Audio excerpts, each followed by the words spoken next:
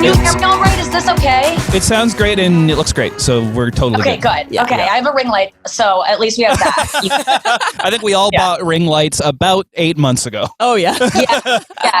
I don't understand why people don't have that. Yeah, we can get into it. I mean, I'll talk about anything, but yeah, I can talk to you guys like, you seem great. Thank you for having me, by the way. Oh, thank you. Thank you. By the way, I'm Kevvy. This is Alexi. Hello. Thanks for coming on. I talked to you guys on Twitter today. Alexi, you only retweet Kevvy and Dan. Is that right? Yeah. It's nice. You like have the same taste in tweets that I do. I was like, oh my gosh, I should just go on hers to see what I because you retweet the sulk a lot, which I love too. I was just like, oh well, this is and I got to follow both of you. Please maybe do. not you, Alexa. I really don't need. I can just go to your site and look. Thank you so much. Just that I'm already seeing, but I really appreciate that.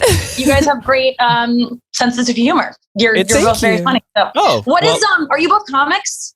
So it's a weird thing. We're actually at a record label called 6-4 Records, which is like the biggest independent record label in Canada. And I'm in a band and I produced music and co-writes for pop music for years. And then I started producing comedy records about 4 or 5 years ago. And now all my friends are comedians and it's the only people I hang out with. And it's just, it's fun. Like, and then I just kind of went deep into that. And now I'm an A&R for this comedy label, which is the thing that you're on today and that Dan works for, and Alexi produces like all the content and I produce the albums, and it's like a family kind of comedy thing. Mm-hmm. Cool. Okay. And then Alexi, what's yours? So you're a producer on this wait, what's the comedy channel called? It's YouTube. It's on YouTube. Comedy Here Often. Yeah. Yes. And we have a podcast together as well, but like I'm not a comic at all. Like I'm coming from like the music world, and then I started producing the podcasts and stuff, and it's like launched me into. You're both from the music world. Is Dan from the music world? How did you connect with Dan? I don't even know Dan. I know him from Twitter. So it's the weirdest thing is that Alexi started at the record label as a merch person, but wanted to start doing audio and visuals because that's her background is audio engineering. And then I wanted to just start doing. I love mixing, or is mixing on the other side of it? No, you're right. Part of it, yeah. Mixing, right? But like you do, but you're also a part of the. I'm like so interested in talking about music. Listen, the data is going to soar. I'm just going to keep asking questions. Please do.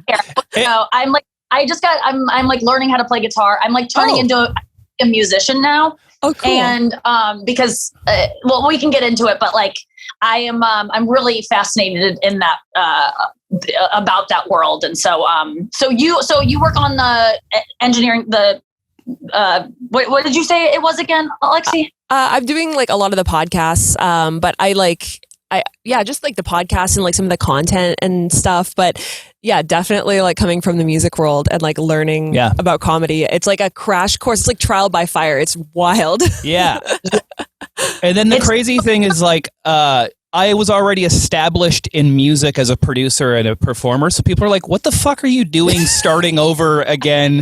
And it's funny because we had Neil Brennan on yesterday and I was like, thank you for all the support. And he's like, I don't remember giving you support about that. And I'm like, classic Neil Brennan response to that. Because he was kind of my hero because he did all the background stuff and then started doing stand-up. And now he's good at that too. You know what I mean? It's interesting, like so you're now being in front of the camera more, and before you were like, like in bands. Were you front man? Yeah, I still am, and it's still like I was writing with Carly Rae Jepsen like 2 weeks ago. Like it's still like a big part of my thing, and I just also love stand up and specifically podcast culture. No, I just do these podcasts and produce comedians' albums and stuff, and it's like comedian albums, like comedy, like musical comedy music. Sometimes, but like Phil Hanley. I love Phil Hanley. I produced his comedy album. Like, awesome. Yeah, and it's like, what do you do to produce an album? Like, I'm sorry, like, don't you just like? I mean, it has to sound good, but like, do you work on the creative side of things for that? Like. If they want it, I would never push my agenda on anybody's things. But like Phil, for instance, he does so much crowd work, as I'm sure you know, and you're amazing at crowd work also. I think your whole crew is like it's funny. You are though. No, I've seen you. a comedy mix. I saw you ask such funny questions, and like you are like so funny. That's nice of you. That's like my biggest insecurity is crowd work. People think I might be good at it because I'm like a roaster and stuff, and I will take your word for it. I maybe was good the time you saw me, but I generally don't talk to the crowd at all, ever. I don't even like look at them. I don't. Yeah. It's really disconnected from them. It's actually like a thing I'm trying to address of like, it's just me not wanting to see them not laughing. Right. Like a lot of comedians, like if someone's not laughing or their arms are crossed, they'll like focus in on that and become obsessed with it and want them to laugh. Whereas I don't want to make anyone do anything, but like when you make eye contact with people in the audience, they tend to, and you guys can use any of this if you want for like extra clips. They tend to, when you make eye contact with someone in the front row, they'll be like looking at you like this, and then the second you look at them, they'll go. It's like you're like raping them into it. Like it feels forced. They don't want to. So I don't ever want to rape anyone to laugh. So I blur my eyes on stage, and I don't look at anyone. I can't see anyone. Like my roommate right now. I'm in quarantine in Cayman Islands. It's a long story, but he opens for me on the road. And he'll get off stage and be like, Nikki, there's like a burn victim in the front row.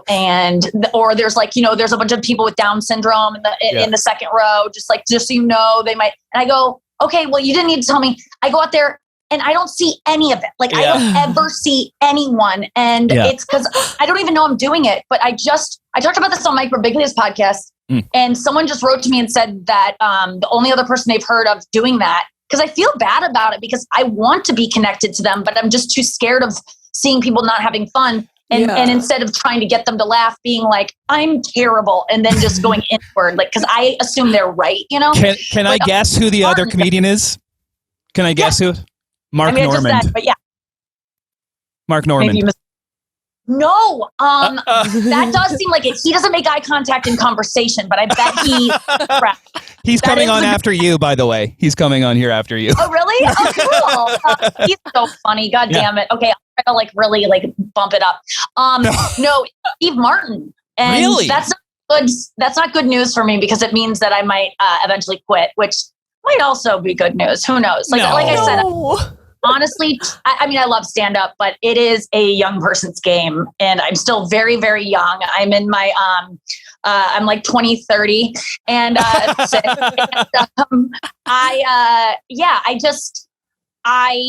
just feel. I mean, okay, let's just get to it because I could talk a million. I'll keep talking, and I love that. My are kicking in right now. I took them too late today, so my apologies. Okay. No, I love that. I'll answer your question about making an album quickly, which is that with Phil, for instance, he doesn't know what crowd work he does is good. Like he even said, he's like, I got to tell you, I don't even know why this is funny. And so with his album, we recorded 6 shows. I cut it into one show. So it sounds like just one show. And then sometimes the crowd sounds different. So I try and make it. And then I just pick the best moments from his crowd work and the best delivery of his jokes. And sometimes we'll talk about order and stuff like that. And then I'll mix and master it. And so that's how producing that kind of album goes. You know what? That makes sense. And especially for Phil needs someone like that. And even as you're saying this, I'm like, I don't do albums. I would love to. But like, I'll come to the Cayman Islands, Nikki. Let's do the album. Ever do like if I ever like drudge up old sets and want to put together an album or something, or if I die and like my mom like goes through my phone and like, because I always tell my parents like, if I die, like make money off of my like lost tapes, like because I record every set, but I into it, and so I'll tell her to ask you to like come in and put together. I hate listening to my own jokes. And Phil, he's a very good friend of mine. I haven't talked to him since quarantine started. I haven't talked to him in a year, but like before then I was seeing him all the time. Yeah. And he is someone who really struggles with knowing what, like you said, why he's funny, what crowd work works. Like he's almost like buried in his material. He can't see outside of himself. So that's all. When does his album come out? It came out 2 years ago, and it's called "Thank You for." I think it's "Please Don't Chit Chat While I Pursue My Dreams." It's really good. I think it's my favorite one I've done. I don't like the albums, but his that's really intriguing that you did 6 shows and put them all together. Yeah. Let me ask you. Yeah. How did you intro the show? Did you have like, ladies and gentlemen, Phil Hanley, or did you just get that because so many albums have that, and he So if you press play on it, it just says, you just hear him go, not only am I a comedian, I'm also a stay-at-home son. And then there's like a long laugh break, and now you're just into it. And then I love that. Other comedians whose album I've done have been like, can we do it like Phil Hanley's album and just cut the beginning? Yep. Yeah. I that was my, as soon as you said you did one, I was like, I got to ask him that, because that's always my like kind of pet peeve of albums. It's like, and it makes it sound small, it's already a small event, but it's like having some like wacky local MC be like, Phil Hanley. Like, no one needs that. It like doesn't impress anyone. Just get to it. Yeah. So yeah, anyway, great to meet you guys. And great to meet I don't know if we've already started or not, but I'm long time ago. Questions. Yeah. What's so funny is like, I love podcast culture, and like I feel like I know you already just from hearing you on so many things. And it's funny because I wrote all these comedy questions, and then yesterday we had Neil Brennan on, and all we did was talk about therapy, and it was the best episode. Yep. And so it's fun to talk comedy, but I'm like Neil and I are very similar in that we're like very depressed people. Yeah. And really have done a lot of work on ourselves. So when given a chance, love to espouse on the different tools we've used to not kill ourselves. Well, same with us. And that was what was a question I was wondering, because I heard you had to get a therapist to break up with a therapist before. I did. Wait, what is your name again? Kevvy. I know it's what is it? Kevvy. Yeah. Sorry, Alexi and Kevvy. Okay. But you both have names that should end differently than they do. I agree. That's all I'll remember is that you have Nikki. I'm going to call you Kev, and I'm going to call you Alexa. Alex. Yeah, and Nikki too. Like it should be Nickin. Okay, so to answer your question, I had a really abusive therapist for a long while that kind of tricked me into staying with her. What? And longer than I should. And she charged so much. She charged $375 per session. She had me see her twice a week. Whoa. Mandatory. She's like those guys that work at the gym and shame you for not coming and re-upping on your membership. Yep. And she, I look back on it and I did learn great things from her in terms of like, okay, in the future, I'm not going to let someone take advantage of me like that. And she did have good advice. She was very harsh. She was very mean. And when someone's mean to me, I just think they're right. Like I never stand up for myself really, like, unless I'm bad at it. And so when someone yells at me, I just tend to like shut down and take it. And so she was really, I used to have a really big complex about, I talk about it in my special, but I am not as pretty as I would like to be, which I'm not saying I'm not pretty. I'm not trying to be like, oh, I'm ugly. I try very hard. I'm pretty good, but like, I really resented growing up, like the beautiful girls in school. I was a really late bloomer too. So I didn't learn how to like do my makeup and stuff until I was like 25, so I was really awkward looking, and I just resented, like I saw around me people getting things because they were pretty, like girls getting things. And I was just like, fuck, what am I going to do? So that's what drew me to comedy, was like, okay, I'm going to, try something else to get people's attention. But so I was in I was going to see her because I was very depressed, and I was in a relationship that I wasn't really speaking my mind in because I was scared he would abandon me. And she used to, and I remember one time going in there, she knew I had self-esteem issues with my looks, which I've vastly improved since then. This was like, 6 months ago.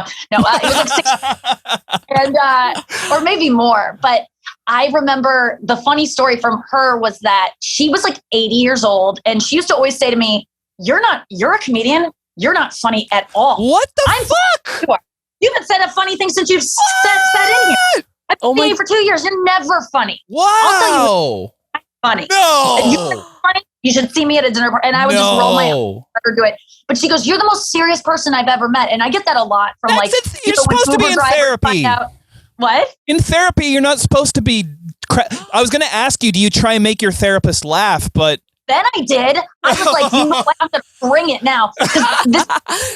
She required 1 session a week with her, and then everyone that saw her would have to go to a group therapy session with other people that were going to see her. It was actually kind of cool. So I would get to go with all these girls to go see her for a group therapy session.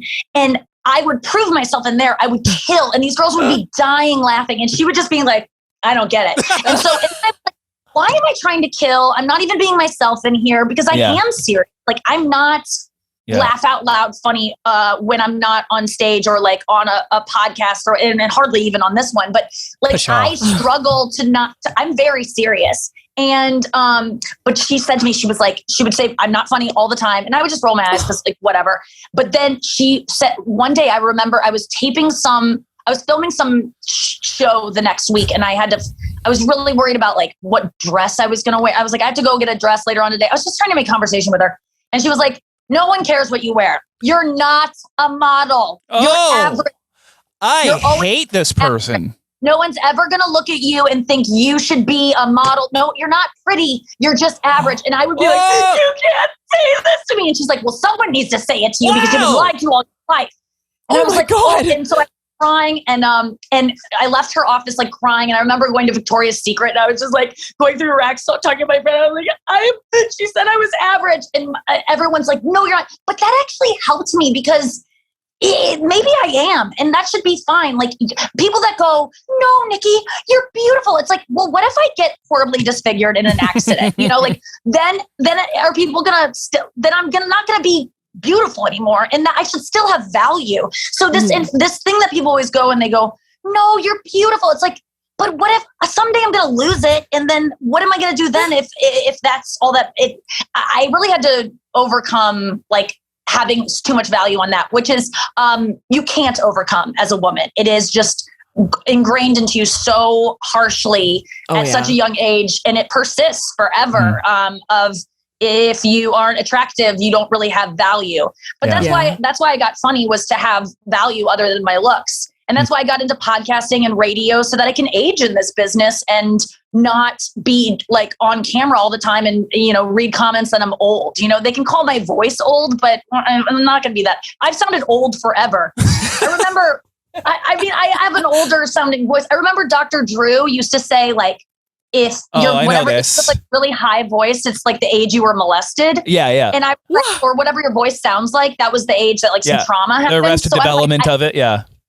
I think based on my voice, I think I was molested when I'm 65. So, but to answer your question, I had to go see a therapist to break up with that therapist, and that didn't even work. I ended up seeing that woman for a really long time. I had to move out of the state and eventually just like kind of long distance it, and then I got out of it. But it was. I could have bought a house with the money I spent on her, and she's still practicing. I sent some of my friends to go see her, and they're still with her.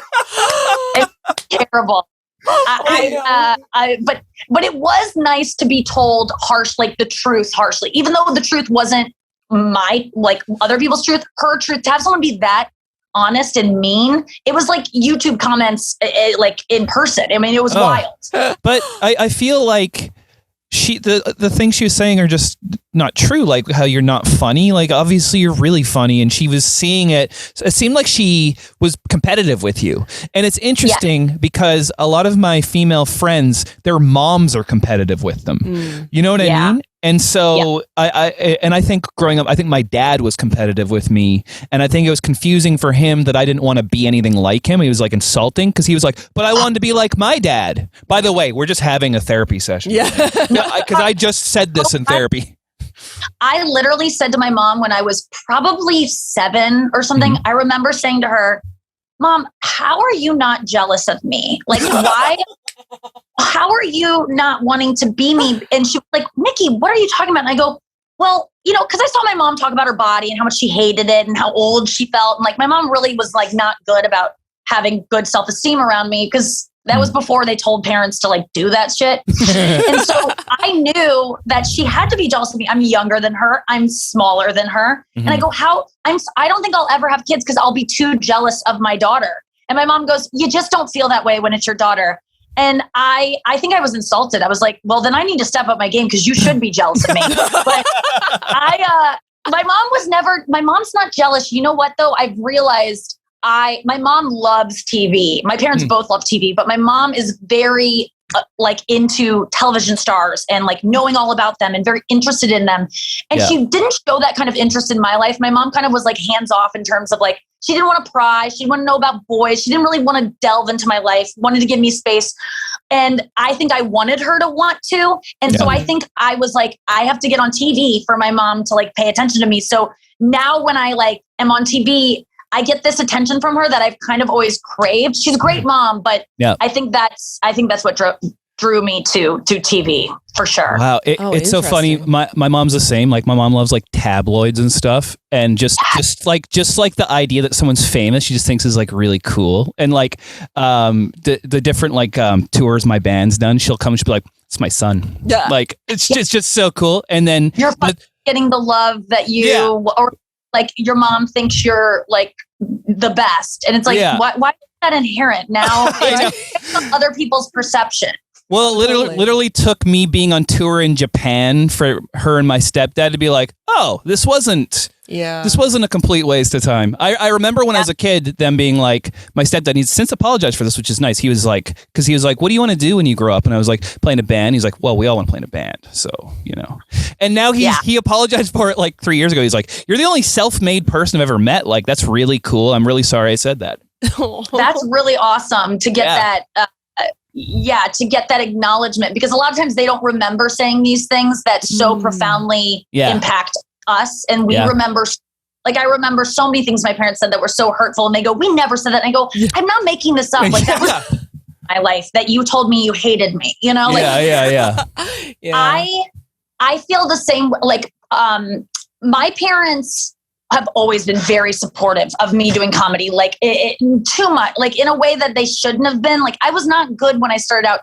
And I remember like I work so hard and I want to be famous and all these things. Like I don't really want to be famous anymore, but I want to be rich and successful because I want them to think that I'm the best and to think that, and I want to take care of them. Like I don't have any overhead in terms of children or a family. Yeah. So I'm really like, I want to make money right now to afford a bunker to survive the oncoming apocalypse, but also to get my parents into like a really good nursing home. Like that is a priority of mine. I know. I think about it too, because in the fall, like college campus. I don't want to have kids or anything either, but I really do want to. And maybe it's selfish that I want to take care of my mom and stuff. Yeah. It's like, see, look what's now paying the bills. Like, you know what I mean? Same here. Wow, I just rocked my teeth on this and it electrocuted me. Let's do a meme of that. Okay? I'm okay. I love it. No, we're good. I've done so much worse on stage as playing in a band. Actually, I've told the story before, but my band was on tour in China once, and a guy climbed on top of me and fell on his front teeth and knocked them out, and then carried them all the way back to Vancouver and got them put back in. Oh my God.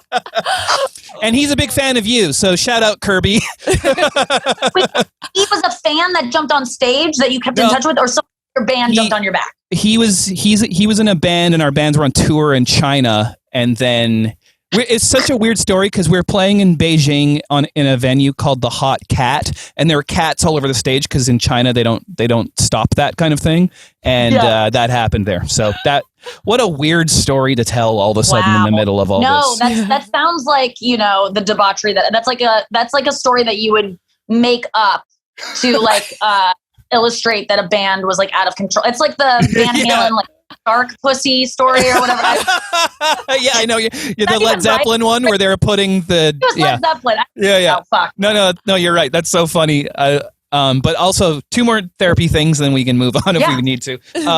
One is that I was telling my current therapist, I love him. He's actually the first male therapist I've ever had. And I've noticed that I'm not trying to be likable to him, which is a weird thing I noticed about having only women therapists. That's smart.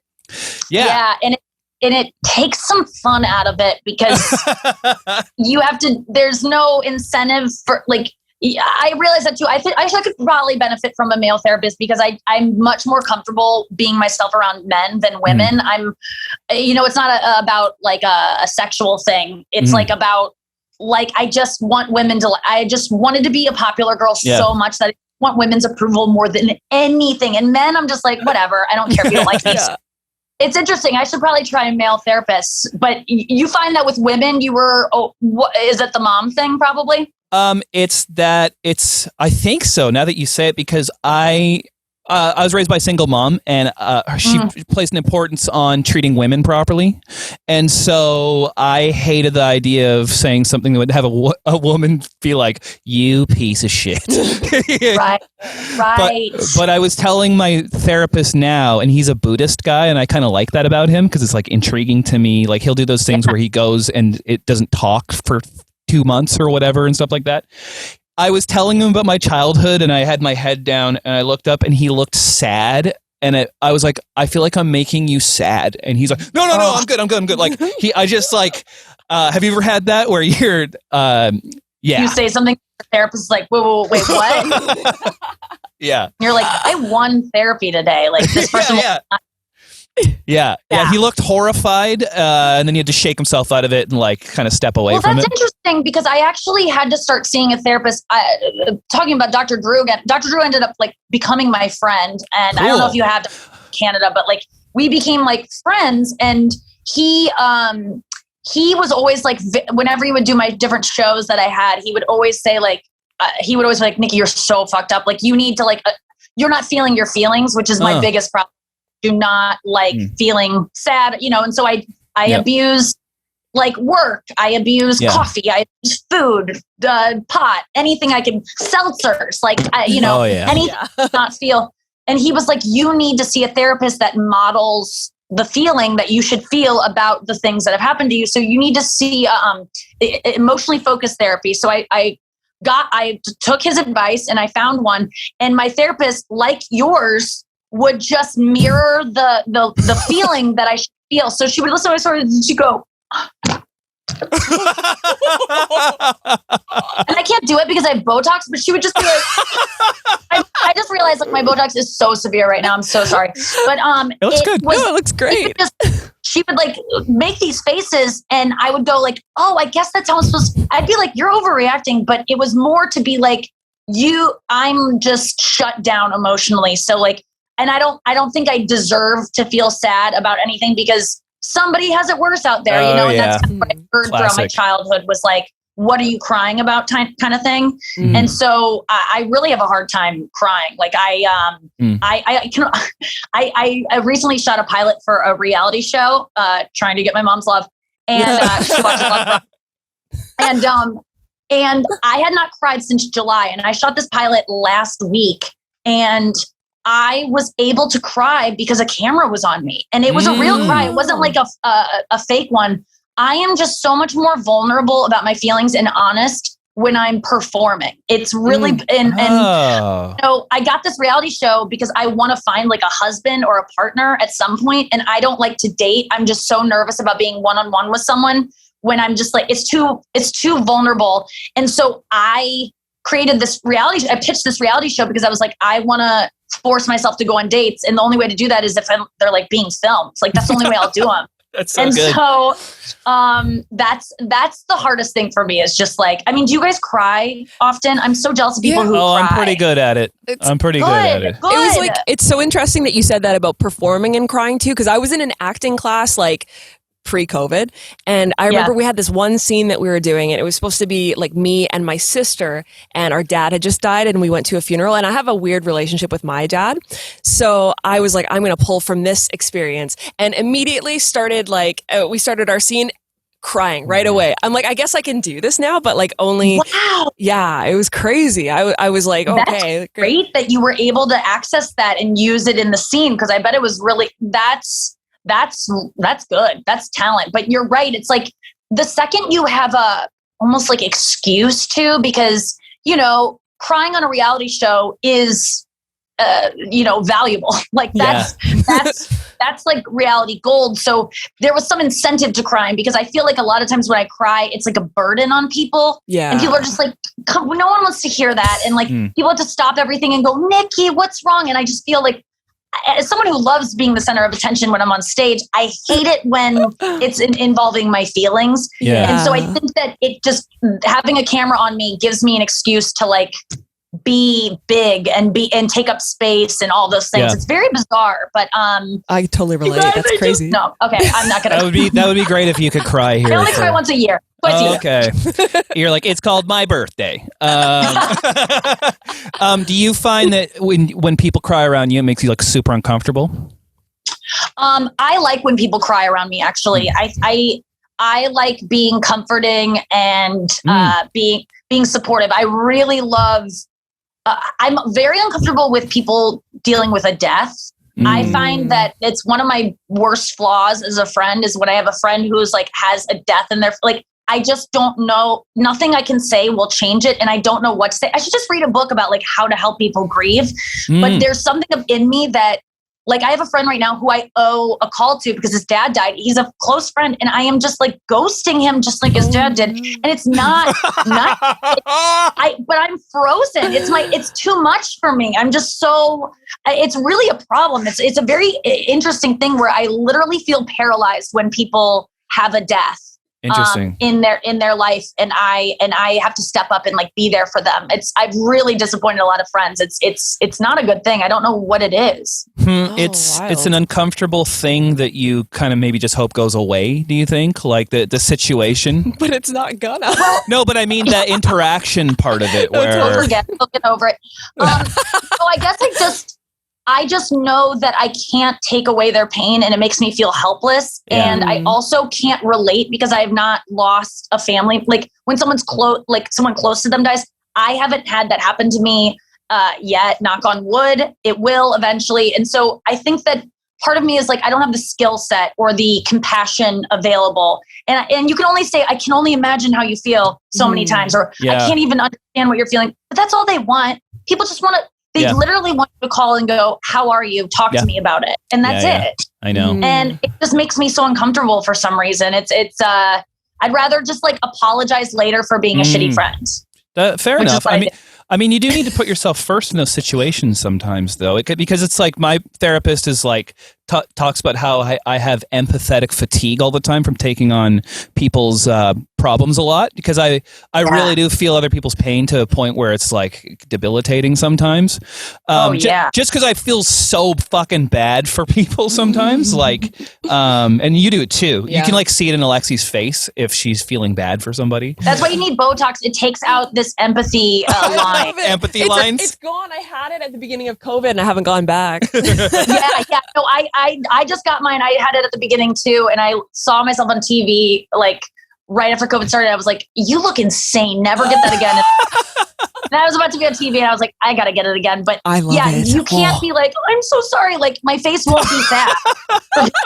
It like won't. Like look, I'm trying like that's not good enough. Usually, I have like a xylophone of wrinkles up. Yeah, that's not good. I loved it here. I like. Okay, we've been like half an hour. I'm so sorry. This is so expensive for you.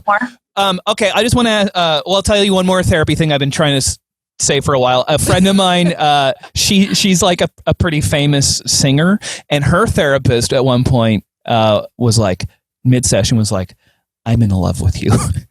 And it's like my first question was like, "Did you get charged for that session?" And she was like, "Yeah." Oh. That's crazy, right? That is awful. Yeah, that's all kinds of boundaries. That's the boundary crossing. What that person should be debarred, or do they have the bar for? I don't know. I feel like your therapist should be debarred. I can't believe they're so mean to you. Like that really was the craziest thing I've ever heard. Mm-hmm. Well, speaking about what you were just saying, I had a friend who was seeing a therapist who was a man. And she one time was like talking about something sexually explicit she had done. She was like, so I was on top of him, like writing him. And she heard, as she like paused to like think of the next part of the story, she heard him go,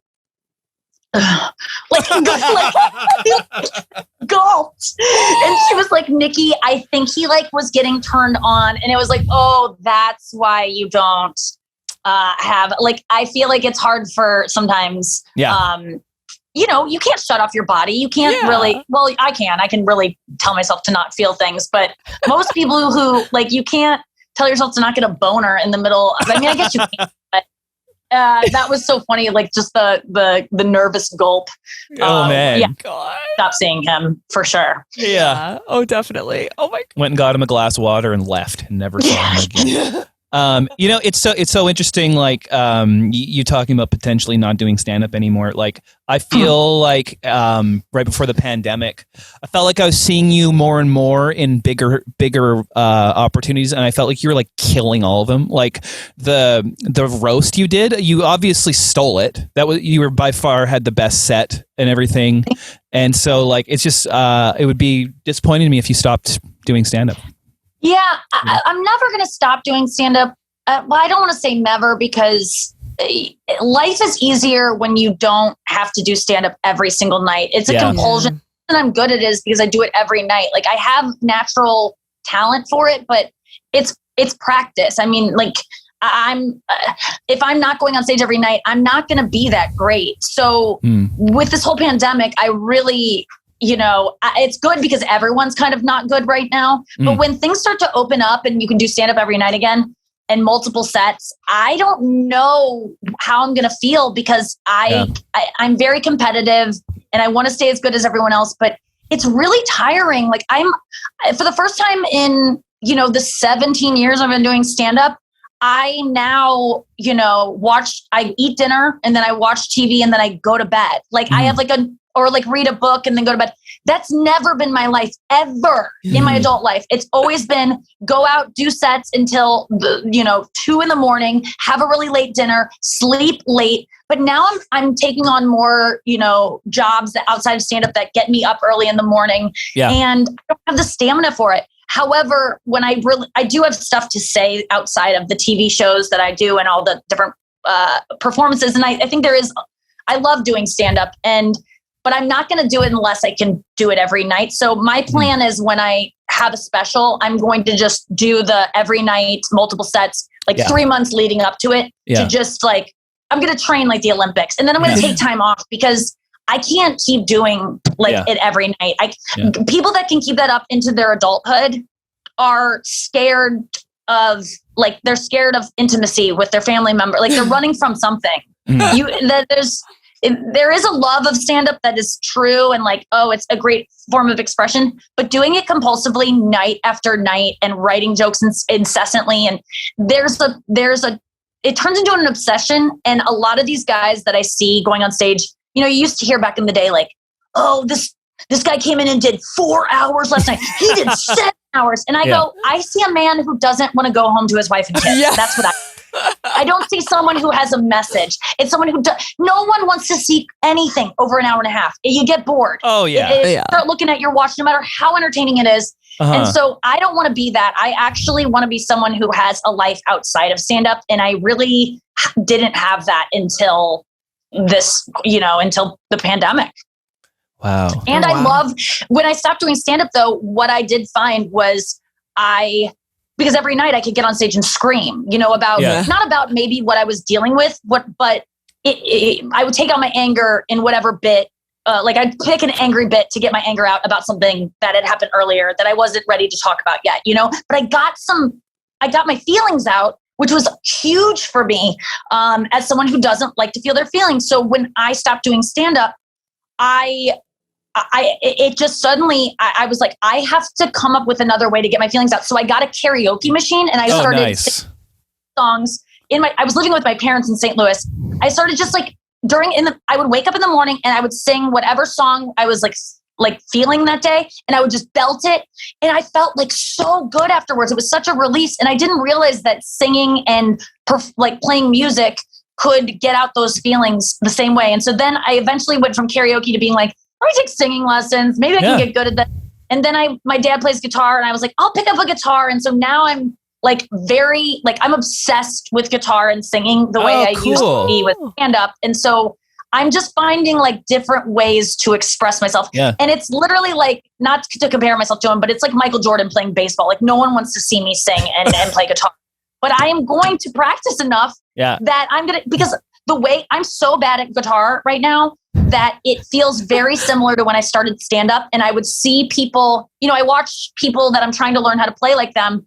And I go, that is impossible. I will never be able to do that. But I used to think that about every headliner that I would see come through when I was just an open micer. I had 3 minutes of material. I go, how will I ever have 45 minutes? It's not possible. And so it's nice to know that I've already overcome that seemingly impossible hurdle once. And all I need to do is do this for about 10 years and I'll be a pretty damn good guitarist. I think that if you work hard every day and you practice, you can be good at anything you want within the limits of abilities. Like with I have a hand, so obviously if you don't have a hand, maybe guitar will be a little harder for you. But if I work hard enough, I'll be a good guitarist. I just have to do it. You have to practice. You have to be obsessed. And I'm really grateful to have found a new obsession in my adulthood that I'm not putting down. You try to get hobbies as an adult and they last a couple months, but this is actually sticking. And it's just nice to be obsessed with something again, because stand-up just became kind of too easy. I was getting really, really high before shows just to make it more challenging for me and to make myself a little bit scared. What's going to happen? Am I going to be able to I was starting to create difficulties for myself to just make it scary again and to make me comfortable again, because it was too comfortable. Interesting. And I love being uncomfortable. Yeah. Oh, wow. Well, you should find that therapist again, because she was great for that. No kidding. I gotta call up Donna. She's probably dead by now. Well, thank you so much, Nikki. Thanks for making the time. Thank you guys. Thank you for spending so much money on data with us. No, really appreciate it. I'm like I said, I'm in the Cayman Islands. I'm on location for a show that I'm shooting in 3 weeks, but I have to be inside for 2 weeks and not. There's a beach outside, probably just 100 feet away, less than. There's the ocean. And I cannot go more than 2 feet outside my door. There's caution tape on my porch. Oh, no. I can't go on the porch. And so I'm stuck in this place for 2 weeks. And this is day 2, I think. Oh, my God. Did you bring your guitar? I talk to people. So thank you so much for this time. You got it. Thank you. And I'll pay you $375 in cash soon, just like Donna used to ask for. In an envelope. Thank you, Nikki. Nice to meet you. Thank you guys. So nice to meet you.